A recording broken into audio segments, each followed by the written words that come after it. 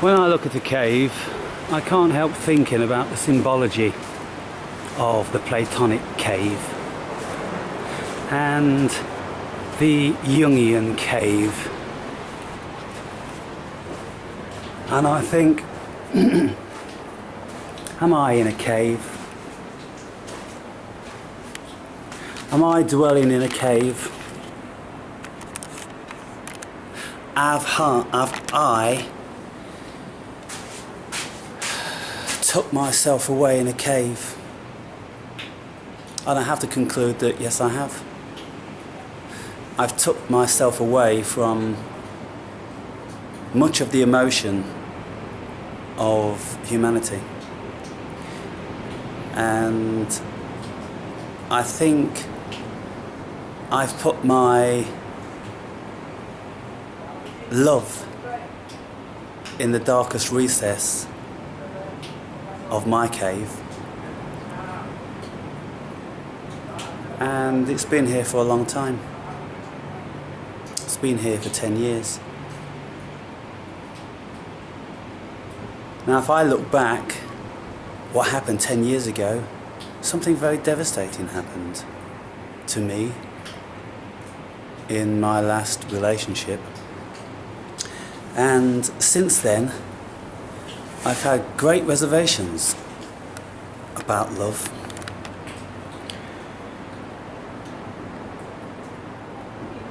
Because I think we have to conclude, the vast majority of us have to conclude that it's delusionary, this thing called love. And to try to express, to define love, immensely difficult. But I'm going to have a little go at expressing to you, I guess predominantly I'm going to be expressing to the women who are more emotional. Their whole lives revolve around emotions, whereas men, they tend to revolve around logic. And I've come to rely and depend almost entirely on my logic, which isn't necessarily a great thing to do. I did it more so for the first 5 years, and I've done it less so for the last 2 years, because I found more balance. But I still can't find that level of equilibrium with like equal emotion for this world and equal logic. I feel a great beauty, an immense wonder for the natural world, but for the human being aspect of it, I'm very, very sceptical. And so I'm going to commence opening my heart again, speaking about how I see love, how I see this affinity that one can attain with a partner, and how I feel greatly compromised by it, and how I don't believe in it. I don't believe in it because I've never been greatly satiated by it. The love of my life was the mother of my daughter, with whom I fell deeply in love with when I was 20 years old. That's the only love for a partner I've ever experienced. It was the love where you look into each other's eyes and you just see oceans, galaxies, the universe, the deepest, deepest passion and connection. And it was the most wonderful of things. But it was short-lived, relatively. That intensity lasted about 2 years, and then progressively it faded, until all that's left now, really, is a deep respect for that which once was. And I still have a very platonic relationship with the mother of my daughter. We have great respect for each other, which is a marvellous thing. I've had many, many women in my life. I've lived in countries where women gave themselves as commodities. And so I bought that commodity, just as I would buy fruit from a market. And although I thought I was having a good time, and maybe I did on most occasions, I never derived any great level of satiation from it. No more than I would eating an apple or banana when you had the taste for it. If you eat a very, very perfectly ripe piece of fruit, you'll go, wow, that was amazing. And then, maybe half a day later or a day later, you've got the taste for it again. And you'll eat it and you'll go, wow, yeah, that was brilliant. Lots of occasions, the ripeness and the tastiness won't meet your desired expectation. It will fall short. And so you keep then searching for that perfectly beautiful, ripe, tasty piece of fruit which you ate at that particular time when you really fancied it. And so I think that's what women are like, really. It's looking for this perfect piece of tasty fruit. But the only thing is, when you enjoy that fruit, you need to retain that level of enjoyment again and again. It can't be like eating another banana from another bunch. It's been a little bit too hard, a little bit too bitter, a little bit too dry, not sweet enough. And then you lose the taste momentarily for bananas. And then sometime later, you want to try banana again. And so it's kind of like this. I've never ever found that level of love save from my first experience. And I've come to accept that I don't think I ever will. Because that level of love was basked in naivety. It was basked in newness and excitement, where there wasn't a care in the world as a young person, just starting to make your way about this world, meeting this girl that just touches you so. And every time you have sex, it's amazing, and you can't get enough. Never had it since. With the woman I married, who really caused a lot of pain within me, and this is the one I separated with 10 years ago. That one, we had great sex, always great sex, but there was never no depth of love there.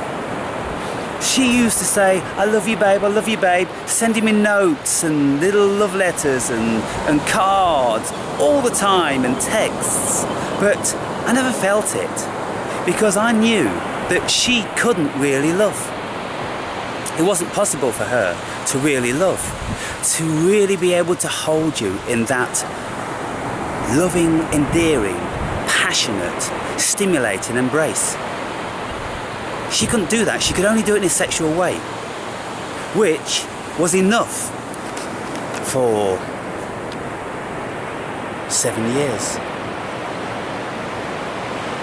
And now, having come out of that relationship, I've been a wanderer, and I've been in countries where women are commodities, and I've sampled many, many. And now, for this past 5 years, I didn't even want to do that anymore.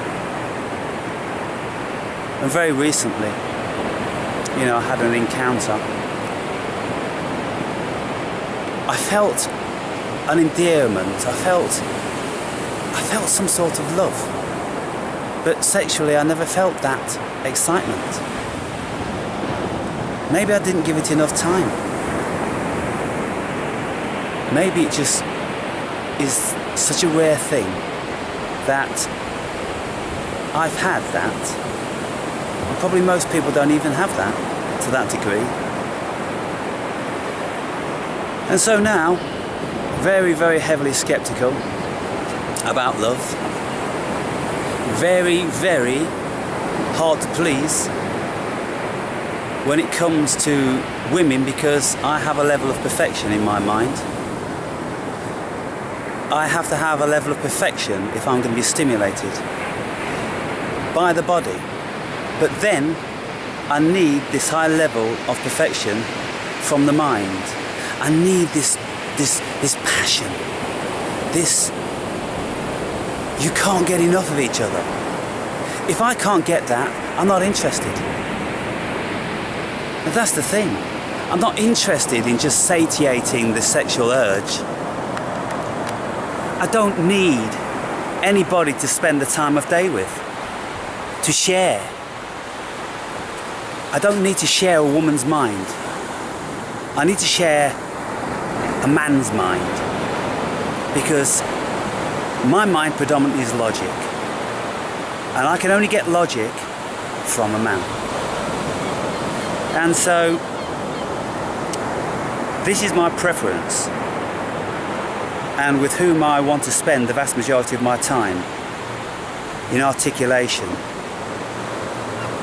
because that is my new passion, that is my new love, and it's wonderful, and it's superseded the love of a woman, or the sexual thing, because I understand it's beautiful while it lasts, but devastating when it ends. And so I don't want to go there again. And I'm happy then to project my love onto the world. And just like a mirror's reflection, it then reflects it back to me.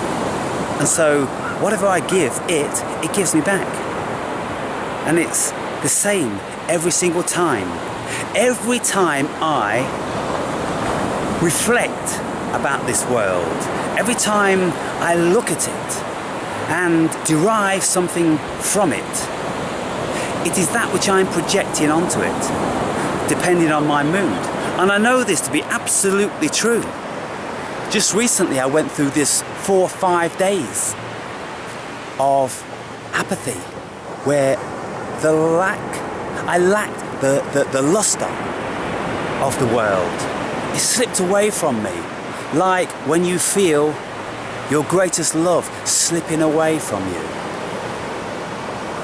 It can leave you in a state of shock. And I think I was in a state of shock for those 4 or 5 days. And I'm really, really grateful that I found it again, the luster of this world, the passion that I have for it. And so when older women of my age, they find me attractive, well, to be fair, I can see why. I'm quite a rarity when it comes to the way in which I've kept myself. I've always demanded a very, very high level of perfection in everything I do and from everybody that I spend time with. I am the proverbial perfectionist.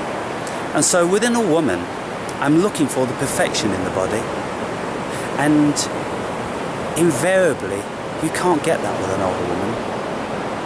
Even though the mind may be beautified over time, because it's travelled a similar path, and you can have so many things in common, I still can't overlook the fact that the body isn't perfection.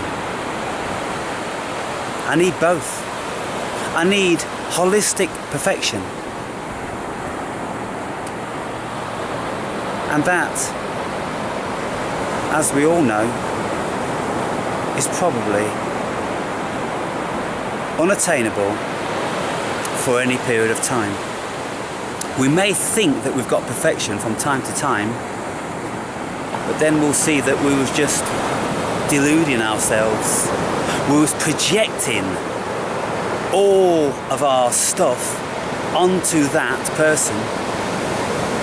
But then we find that after a while that the things that we project onto them start to fall off. It's like a zombie standing there. The fingers start to fall off. The arm starts to fall off. Side of the face falls off.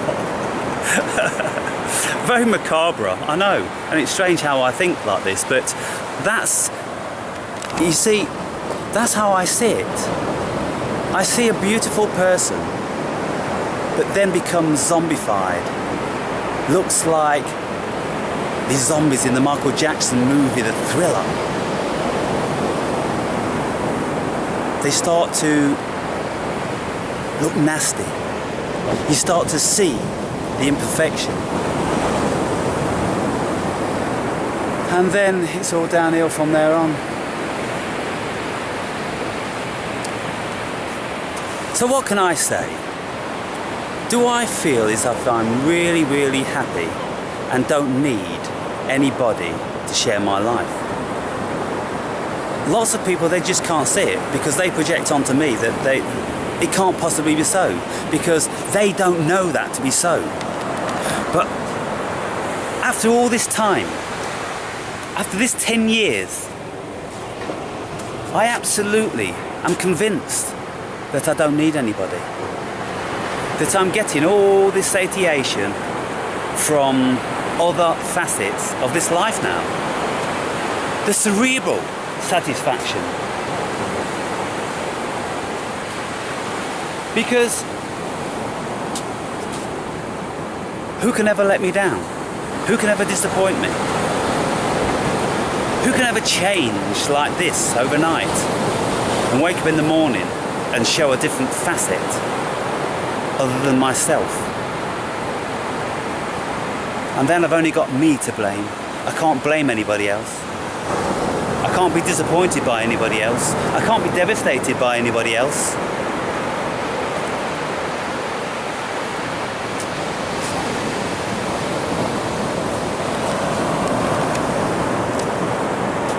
That's it then.